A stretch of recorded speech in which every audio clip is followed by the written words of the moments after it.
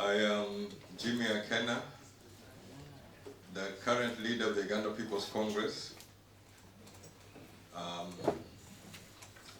Although on this one, there are those who may dispute, but we have a situation also within our political parties which is not unique to African governments, in that my predecessor failed to call any delegates conference or national council during his term of office. And subsequently, as we were going to the elections, an election was called. I emerged the winner, and there was an attempt to try to reverse the results. But we have gone ahead, and UPC is still going strong. I describe myself more as an African child, although I'm a Ugandan through and through.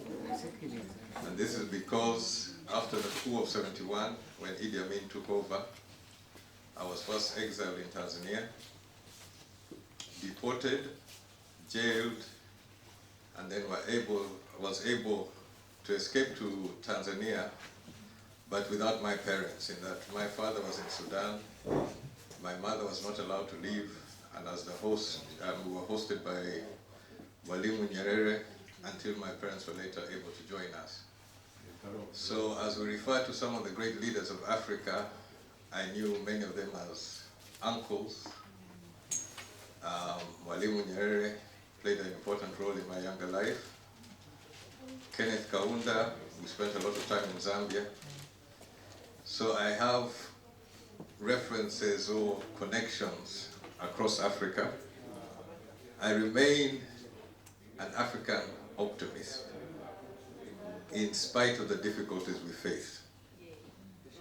And when it comes to Uganda, I think our situation is far more extreme than many other places in Africa. In that when the winds of change were blowing in the 90s, I think beginning with Namibia in the late 80s, and then there was a gradual progression in the 1990s.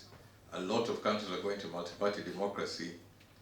In Uganda in 1997, a constitution was passed which outlawed political party activities.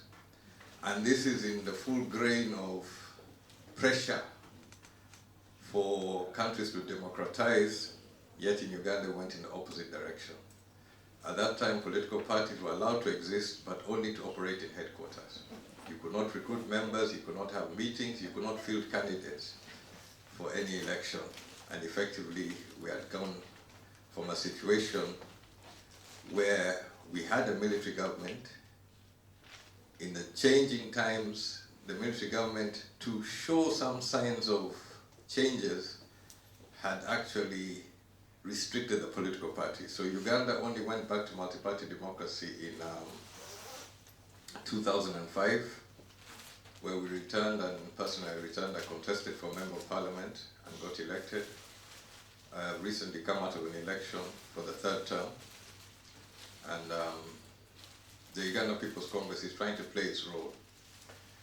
I am grateful to the organizers of this meeting to have an opportunity to interact with fellow Africans and the Israeli establishment. I really feel that a key institution for democracy is the political parties.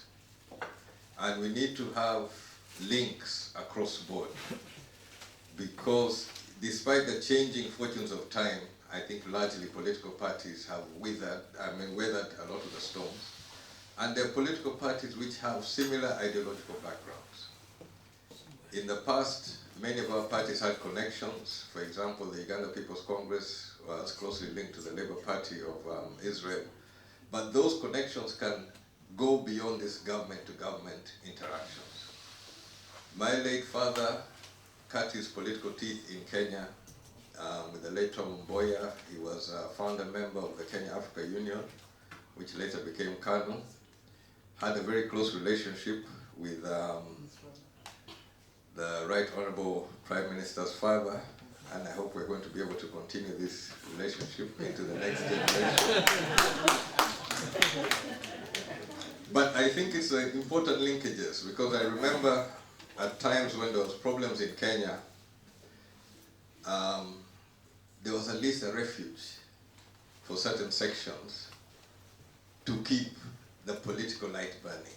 And I think with the history of Israel, there's always the issue of the remnant. Many times when the people of Israel were exiled, there was a remnant to start the rebuilding process. And this is a struggle which we can't lose. As Africans, we can't lose. Ultimately, we have to work for the benefit of our peoples.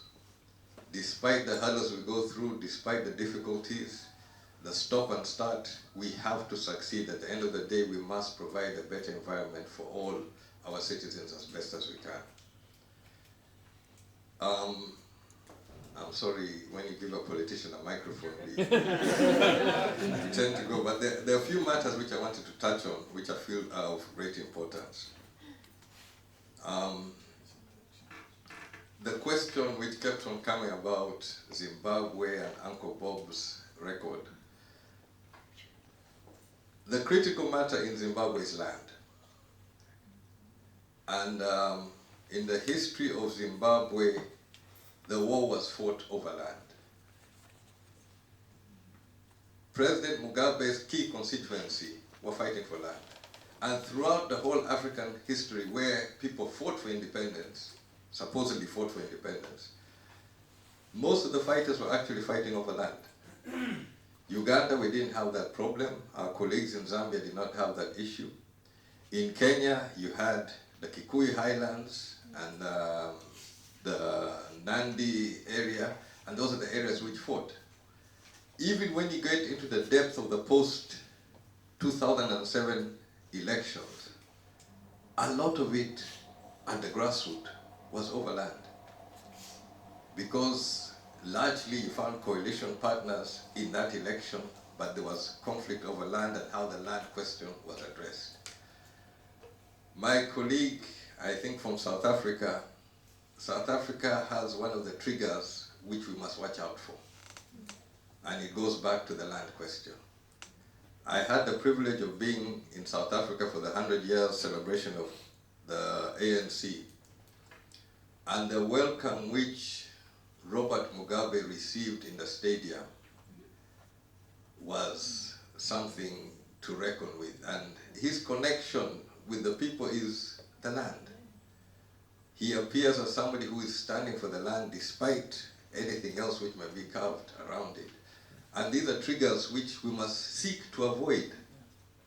There are many triggers which we have and which can easily be unleashed if we mishandle the political questions and the governance questions. They're always underlying, and we have to find ways of dealing with it.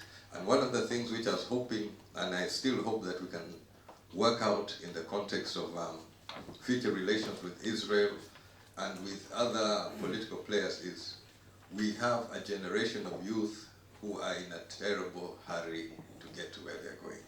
Yeah. The frustrations are rising to the top, and we have to find a way of harnessing those energies and channeling them positively to contribute towards the nation. We have a situation where the youth are pushing so hard, and we need to avoid situations like some of what happened in North Africa, which is considered a failed revolution, where the youth pushed, got the changes, but did not have the mechanism or the tools or the institutions to carry forward on that basis.